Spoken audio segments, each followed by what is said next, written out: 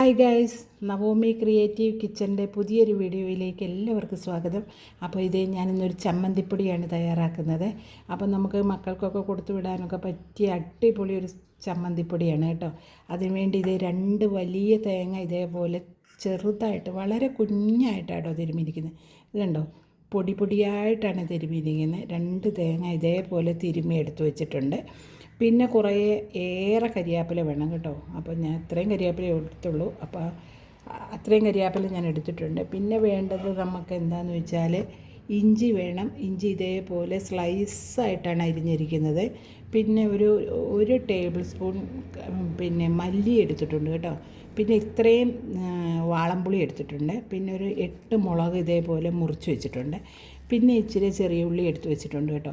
എല്ലാവരും ചോദിക്കും ഈ ചമ്മന്തിപ്പൊടിക്ക് ചെറിയ ഉള്ളി ഇടുമോ എന്നൊക്കെ കേട്ടോ.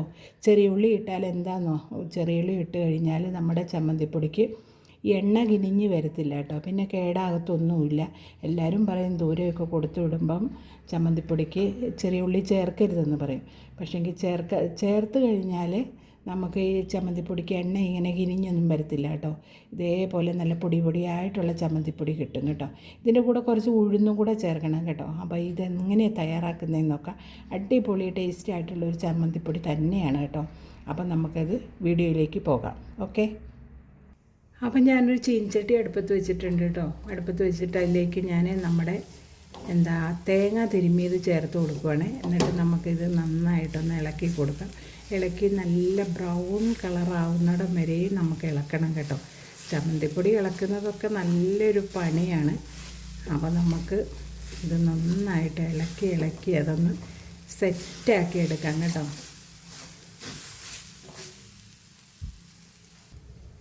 ഒരു ഇച്ചിരി വെളിച്ചെണ്ണ ചേർത്ത് കൊടുക്കാവേ. കൈ വിടാതെ ഇളക്കി കൊടുക്കണം കേട്ടോ.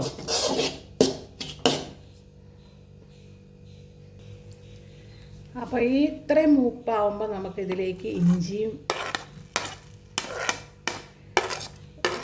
ചുമന്നുള്ളി അരിഞ്ഞതും അതേപോലെ തന്നെ നമ്മുടെ ചുമന്ന മുളകും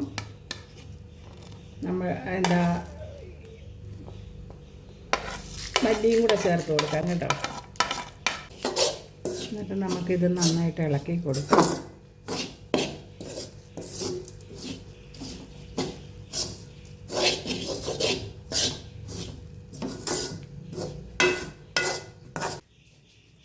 ഇച്ചിരി ഉഴുന്നിട്ട് കൊടുക്കാം കേട്ടോ.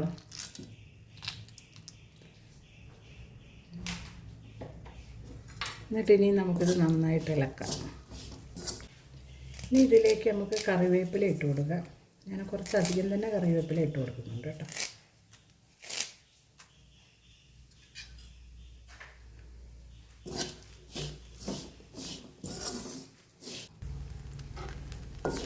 അപ്പോൾ ഇത്രയും ഒരു മൂപ്പായിട്ടുണ്ട് കേട്ടോ. അപ്പോൾ ഇത്രയും മൂത്താൽ പോരാ, ഇനിയും കുറച്ചും കൂടെ നന്നായിട്ടൊന്ന് മൂത്ത് നല്ല സെറ്റായിട്ട് വരണം കേട്ടോ. കൈവിടാതെ നമ്മൾ ഇളക്കി കൊടുക്കണം. പിന്നെ നമ്മുടെ ഒരു മീഡിയം ഫ്ലെയിമിലിട്ട് വേണം ഇത് ചെയ്യാനായിട്ട്. എന്നാലേ എല്ലായിടും ഒരേപോലെ മൂത്ത് വരുള്ളൂ കേട്ടോ. ഇതിലേക്ക് നമുക്ക് പുളി ചേർത്ത് കൊടുക്കാം കേട്ടോ. ഇങ്ങനെ കുഞ്ഞായിട്ട് പിച്ചിട്ട് കൊടുക്കാം.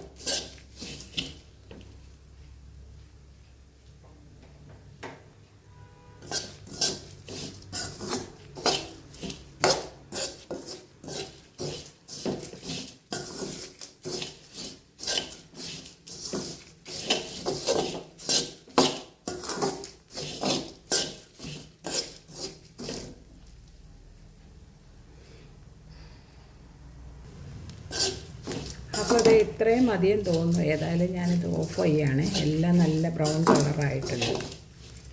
നല്ല ബ്രൗൺ കളറായിട്ടുണ്ട് എല്ലാം. അപ്പം ഞാനിതൊന്ന് ഓഫ് ചെയ്യാം. സ്റ്റവ് ഓഫ് ചെയ്താലും നമ്മളിത് ഇളക്കി കൊടുക്കണം കേട്ടോ. വേറൊരു പാത്രത്തിലേക്ക് മാറ്റിയാലും മതി. ഞാനിതിങ്ങനെ വെച്ചേക്കുവാണ്. ഇത് ഓഫ് ചെയ്യണം. സ്റ്റവ് ഓഫ് ചെയ്തിട്ടുണ്ട്. കുറച്ച് സമയം കൂടെ ഒന്ന് തണുക്കാനായിട്ട് മാറ്റി വെക്കാം. അപ്പോൾ ഇവിടെ നമ്മുടെ ചമ്മന്തിപ്പൊടിയുടെ തേങ്ങയൊക്കെ നന്നായിട്ട് മൂത്ത് വന്നിട്ടുണ്ട് കേട്ടോ. ഇത് കണ്ടോ, നല്ല അടിപൊളിയായിട്ട് മൂത്ത് വന്നിട്ടുണ്ട്. അപ്പം നമുക്കിതൊന്ന് കുറേശ്ശെ ഇട്ടൊന്ന് പൊടിച്ചെടുക്കാം. അപ്പോൾ ഞാൻ മിക്സിയുടെ ചെറിയ ജാറിലേക്കാണ് ഇട്ട് കൊടുക്കുന്നത്. അപ്പോൾ ഇതേപോലെ ഇട്ട് നമുക്കൊന്ന് പൊടിച്ചെടുക്കാം.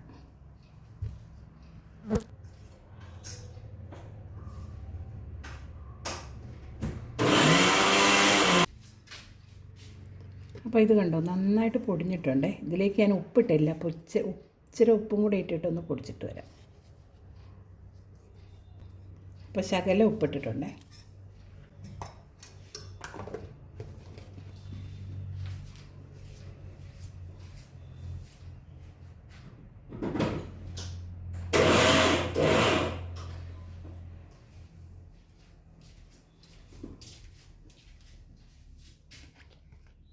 അപ്പോൾ ഇതേ അടിപൊളിയായിട്ട് പൊടിഞ്ഞു വന്നിട്ടുണ്ട്. നല്ല പൊടിയായിട്ടായിരിക്കുന്നത് കേട്ടോ. അതിലേക്ക് മാറ്റി കൊടുക്കാം.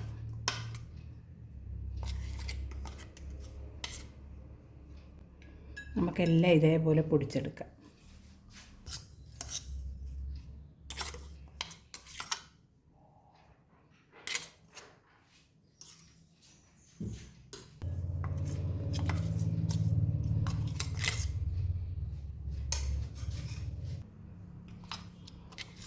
അപ്പോൾ ഇതേ ഞാൻ 4 പ്രാവശ്യമായിട്ടാണ് ഇട്ടിട്ടാണ് ഇത് പൊടിച്ചെടുത്തത്.